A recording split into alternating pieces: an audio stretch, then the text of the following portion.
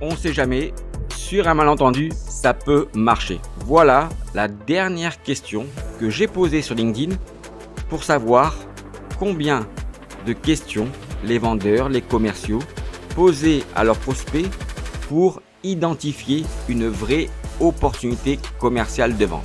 Et les autres réponses étaient 0 question, la deuxième réponse était une question et la troisième réponse était plus de 10 questions. Et 100% des répondants qui ont bien voulu participer à ce questionnaire ont répondu que pour pouvoir identifier une vraie opportunité commerciale, ils posaient plus de 10 questions à leurs prospects. Alors encore une fois, il est normal d'avoir pu répondre que pour pouvoir identifier une vraie opportunité commerciale, vous devez poser plus de 10 questions à vos prospects. Mais encore une fois, c'est bien la preuve d'une mauvaise interprétation ou d'une mauvaise compréhension des différentes formes de techniques de vente. La question était de savoir combien de questions pour identifier une opportunité commerciale et non pas pour qualifier une vraie opportunité commerciale. Et à travers 100% des réponses à cette question, et à travers cette question, il fallait bien comprendre que l'identification et la qualification d'une vraie opportunité commerciale sont deux choses distinctes et bien différentes. Car pour pouvoir identifier une vraie opportunité commerciale, une seule question suffit.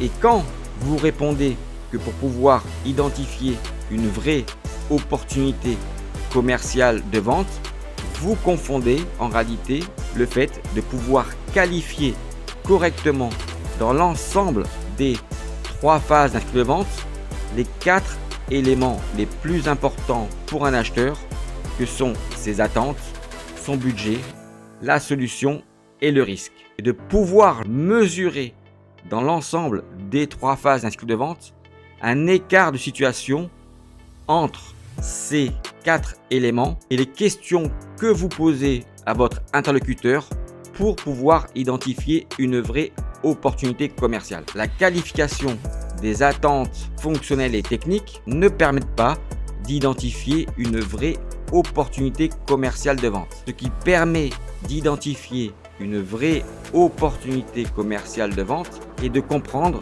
un écart de situation entre le moment présent et le futur. Et justement, cet écart de situation permet de définir le besoin, et s'il n'y a pas de besoin, cela veut dire qu'il n'y a pas d'opportunité commerciale de vente. Mais encore une fois, il est normal d'avoir pu répondre que pour pouvoir identifier une vraie opportunité commerciale, vous posiez plus de 10 questions. Maintenant, si vous vous intéressez vraiment au fonctionnement logique, naturel et humain des variations des 4 éléments d'intensité pour un acheteur est plus important pour lui dans l'ensemble des 3 phases d'un cycle de vente, et de savoir pourquoi et comment ces variations arrivent et fonctionnent, vous comprendrez que pour identifier une vraie opportunité commerciale de vente, vous n'avez en réalité qu'une seule question à poser à votre prospect